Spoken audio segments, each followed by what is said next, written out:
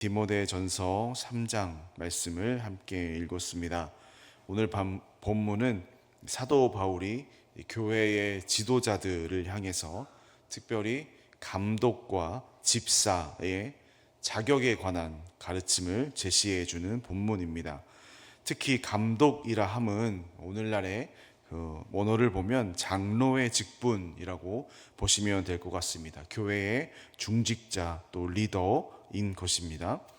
오늘 이 중직자들을 향한 지침은 이제 에베소 교회가 현재 바르게 세워지고 거짓 가르침으로부터 보호받기 위해서 사도 바울은 이 중직자들의 임무에 대해서 오늘 중요하게 생각하고 말씀하고 있습니다. 바울은 밉부다 이마리오라는 1장에서 이 문장으로 이 편지를 시작합니다. 이 표현은 바울이 자신이 쓴 편지들에 아주 자주 썼던 표현들입니다. 그리고 항상 바울이 이 문장을 사용할 때는 지금 주님이 말씀하시는 아주 중요한 진리의 가르침을 말할 때 항상 이 문장을 사용했습니다. 밉부다 이마리오. 바울은 아주 중요한 것을 이 말을 하면서 쭉 이야기를 하는데 바로 직분의 의미입니다. 왜 직분이 필요한지, 직분을 도대체 왜 받는 건지, 직분을 받아서 무엇을 하는 것인지, 그것에 대한 어떤 원초적인 또 기본적인 어떤 신앙의 중심적으로 이제 말을 하고 있는데요. 그 직분의 의미, 직분을 왜 받아야 하고 또한 직분을 받은 자는 무엇을 해야 하는지 사도 바울은 명확하게 1절에서 말하는데 무엇이냐면 선한 일을 사모하는 것이라고 말씀하고 있습니다. 선한 일을 사모하는 것. 여러분, 우리는 모두 직분을 받은 자들인 줄 믿습니다. 직분을 감당하는 자들입니다. 여러분 받으실 그 직분으로 말미암아 우리가 오늘 선한 일을 사모하면서 나아가야 할 줄 믿습니다. 그러면서 쭉 장로의 덕목에 대해서 이제 말을 하는데요. 의외로 이제 장로는 어떠한 사람들이 돼야 된다. 장로의 직무는 이것이다라고 쭉 이제 말을 하는데 의외로 교회에서 신앙적이고 어떤 직분자의 덕목이 신앙적이고 교회와 관련된 것이 제일 먼저 나와야 할 것 같은데 제일 먼저 2절에 보면은 뭐라고 나와 있냐면 한 아내의 남편이 되는 것이 제일 중요하다라고 말하고 있습니다. 이것은 일부 다처제 금지라는 의미도 있겠지만 사실은 한 아내에게 충실한 모범적인 삶을 보이며 삶을 살아라라는 의미도 있습니다. 아내에게뿐만 아니죠. 아내에게뿐만 아니라 또 자녀들에게, 내 가족들에게 믿는 사람으로서 또 교회의 중직자로서 인정을 받고 모범을 보이는 삶을 살라는 것입니다. 여기에서만 말하는 것이 아니라 이 3장 안에서 내 아내에게 또 자녀들에게 가정에게 인정받는 삶을 살라라는 것을 계속해서 반복적으로 3장 안에서 말씀하고 있습니다. 그러면서 절제하고 신중하며 단정하며 라는 말들이 이어서 나오는데 이 세 단어는 비슷한 단어입니다. 즉 자기를 절제하고 자기 통제력을 갖고 믿음 생활은 어쨌든 그 영향력을 보이는 어떤 나의 삶의 향기가 중요하기 때문에 자기 생활에서 자신의 통제력이 아주 중요하다라는 것을 말씀하고 있습니다. 그리고 이어서 또 나그네를 대접하며 라고 이야기를 하는데요. 나그네를 대접하라는 말씀은 영혼 사랑의 마음으로 또 영혼을 품어주고 안아주는 그러한 마음입니다. 그리고 계속 이어서 가르치기를 잘한다라고 했습니다. 그러니까 신앙인들에게, 같은 믿는 사람들에게 지적하고 틀린 거 고쳐주는 그러한 가르침이 아니고요. 이때 당시 에베소 교회 안에 아주 거짓 교사들이 많이 들어와서 이렇게 분란을 일으키고 그런 것들을 많이 행했는데 이 거짓 교사들에 의해서 믿음이 흔들리지 않도록, 이 거짓 교사들이 틈타지 못하도록 말씀으로 하나 되고 말씀으로 잘 양육해야 하는 책임 또한 있다라는 것을 오늘 말씀해 주고 있습니다. 특히 거짓 교사들이 많이 활동하고 있는 이 에베소 교회 상황에서 이 중직자의 역할, 말씀으로 양육하고 말씀으로 하나 되게 하기 위한 이 중직자의 역할은 매우 중요했습니다. 그리고 이어서 3절 말씀인데요. 술을 즐기지 않고 구타하지 않고 관용하며 다투지 않는 이러한 특성들이 나오는데 뒤에 디모데전서 6장에 넘어가고 또 디모데후서 2장에도 넘어가서 보면은 이 내용들, 술을 즐기지 않고 구타하지 않고 이런 것들은 주로 거짓 교사들이 했었던 주로 그 행동들로 묘사가 됩니다. 거짓 교사들이 술을 즐기고 또한 구타하고 이런 안 좋은 습관들이 많이 보였다라는 것들을 계속해서 말해주고 있는데, 특별히 그래서 오늘 이 3절 술을 즐기지 않고 구타하지 않고 관용해야 되고 다투지 않는 그런 특성들은 즉 뭐냐면 거짓 교사들의 모습을 닮지 말라, 거짓 교사들의 삶을 닮아가지 말라, 그들의 행동도 닮아가지 말라라고 말씀을 하는 것입니다. 그리고 계속 또 이어서 돈을 사랑하지 않으며 물질의 탐욕이 없고 특히 부당한 이득 취하는 것을 좋아하지 않아야 된다라고 말하면서 장로의 덕목에 대해서, 감독의 덕목에 대해서 이제 말씀을 하고 있습니다. 그리고 또 한 번 강조되죠. 4절입니다. 자기 집을 잘 다스려서 자녀들로 모든 공손함으로 복종케 하는 자여야 된다. 자꾸 가족들에게, 자녀들에게, 아내에게 아주 인정받는 것이 중요하다라고 이제 말하는 이유가 나오고 있죠. 5절에도 이렇게 말씀하죠. 자기 집을 다스릴 줄 알지 못하면 어찌 하나님의 교회를 돌보리요. 자기 가정과 자녀와 자기 가정을 돌보지 못하면 하나님의 교회를 돌보는 것도 매우 어렵다라는 것을 사도 바울이 오늘 이야기하고 있습니다. 그리고 이어서 8절 넘어가서 8절부터는 집사의 자격에 대해서 말하는데요. 집사는 헬라어로 디아코노스라는 단어가 사용되었고 성도들의 필요를 돌보는 역할을 감당했습니다. 성도들이 힘들어하는 것, 필요한 것을 채워주고 돌보는 역할. 바울은 이 집사의 자격도 감독의 자격과 사실 유사하게 동일하게 거의 제시를 합니다. 그래서 8절의 시작도 이렇게 이야기하죠. 이와 같이 집사들도.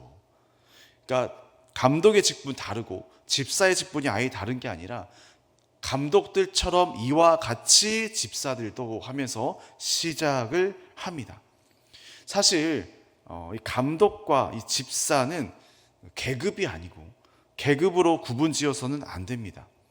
사실 오늘날 교회의 구조는 어떤 사회의 기업 구조가 교회 안으로 들어오면서 마치 직분이 계급화되었고 계급처럼 보여질 수 있는데, 사실 성경에서 말하는 사도 바울이 특히 얘기하는 그 직분자들을 보게 되면 절대로 계급이라고 이야기를 하지 않고요, 각자 맡은 은사대로 분량대로 또 각자 맡은 역할대로 삶의 자리에서 내가 할 수 있는 것대로 할 수 있도록 하는 것이 어떤 교회를 함께 한 마음으로 교회를 세워나가는 것이 직분자의 중요한 의무였다라는 거죠. 그래서 집사들도 마찬가지로 하면서 이제 소개를 합니다. 단정하고 또 존중받을 만한 인격을 또 가져야 한다라고 말을 하고 있고요. 또 특별히 일구이연이죠. 말을 바꾸지 않아서 믿을 수 있는 사람이 되어야 하고, 또 동일하게 거짓 교사들을 닮지 않으려는 그 음주에 정신 팔리지 말아야 하며, 더러운 일을 탐하지 아니하면서 욕심을 부리지 않는 삶을 계속해서 이제 이야기를 하고 있습니다. 그러니까 이 말은 감독에게 얘기했을 때와 집사에게 얘기했을 때 그 덕목이 매우 다르지 않고 매우 비슷하다라는 것을 우리가 알고 있어야 합니다. 그리고 이어서 11절에 갑자기 여자들이 등장을 합니다. 간혹 학자들마다 또 말이 다르기도 하지만 여기에서 갑자기 나오는 여자들이 방금 앞전에 소개된 그 집사들의 이 덕목을 막 소개하면서 갑자기 여자들이 나오기 때문에 이 여자들이 집사들의 아내들을 말하는 것인지 아니면 새로운 여성 집사님들을 새롭게 소개하는 것인지에 대한 의견이 좀 갈리는데, 사실 둘 다 상관없는 해석입니다. 집사들을 소개하는 중간에 갑자기 등장하는 여자들이기에 사실 이것을 집사들의 아내로도 볼 수도 있고, 또 특별히 여성 집사님들도 있었기 때문에 동일하게 여성 집사들로 봐도 상관이 없는 본문입니다. 중요한 것은 이 여자들의 덕목이 중요합니다. 이 여자들의 덕목이 뭐냐면 이들에게 요구되는 덕목도 사실은 비슷합니다. 정숙하고 모함하지 않으며 자기 절제하고 또 모든 일에 충성된 자여야 함을 계속해서 말씀해 주고 있습니다. 그러니까 감독들, 집사들, 또한 여자들, 이들에게 나오는 덕목들이 중직자, 직분자의 덕목임과 동시에 서로 상반된 다른 게 아니라 서로 같은 비슷한 맥락 안에서 오늘 사도 바울이 이야기를 하고 있다라는 것을 우리가 볼 수 있습니다. 그런데 간혹 어떻게 보면 오늘 나오는 이 본문에서 나오는 이 중직자들을 향한 이 덕목들이 사실 우리에게 부담스럽게 느껴지기도 합니다. 우리도 직분자이고 중직자이면 우리 마음대로 살고 싶기도 하고 때로는 또 자유롭게 살고 싶기도 한데 이러한 덕목들 때문에 우리의 삶이 절제가 되고 삶이 뭔가 막히는 것 같고 부담스럽게 느껴지기도 합니다. 그런데 아까 처음에 말씀드렸듯이 이렇게 덕목들이 다양하고 까다롭고 많은 이유는 결국 우리 그리스도인들은 선한 일을 도모하는 사람들이어야 하기 때문에 그렇습니다. 여러분, 우리는 선한 일을 도모하는 사람들이기 때문에 이러한 덕목들을 지킴에 마땅히 행해야 한다라는 사실입니다. 예수님을 따르는 사람들의 가장 선한 일은 무엇입니까? 나의 모습을 통해서 예수님이 나타나게 하는 것입니다. 내가 이 덕목들을 지키지 않고 내가 부정적인 삶을 살고 내가 부정적인 모습을 보여준다면 나를 통해서 결코 선한 일 나타나지 않게 된다라는 것입니다. 나의 부정적인 모습을 통해서 나로 인해서 역사하시는 그 성령의 역사가 막히게 된다라는 거죠. 그러니까 우리의 덕목은 우리의 모습을 통해서 예수 그리스도를 나타내는 것, 삶의 자리에서 예수님의 향기를 나타내는 것이 우리를 향한 가장 선한 일인 줄 믿으시기를 소망합니다. 어쩌면 이 덕목들은 우리의 어떤 자유함을 닫고 또 폐쇄적이게 막고 우리의 행동을 막고 닫는 것 같은 어떤 느낌이라서 폐쇄적이라 할 수 있겠지만 사실은 그렇지 않습니다. 이 덕목들을 잘 지키는 것은 오히려 주님의 사랑이 흘러가게 문이 열려지게 하는 덕목들입니다.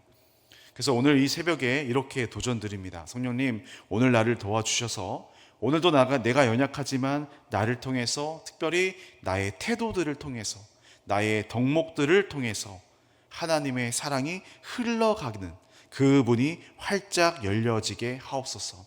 나의 자기 절제를 통해서 나의 믿음 생활을 통해서 오늘도 나의 모습을 보고 예수의 모습을 보는 한 영혼이 있다면 저는 그것으로 충분하고 그것이 나의 사명입니다라는 이러한 고백으로 주님 앞에 겸손히 기도하면서 나아가시기를 소망합니다. 우리 주변에 하나님께서는 항상 우리 주변에 영혼들을 붙여주셨습니다.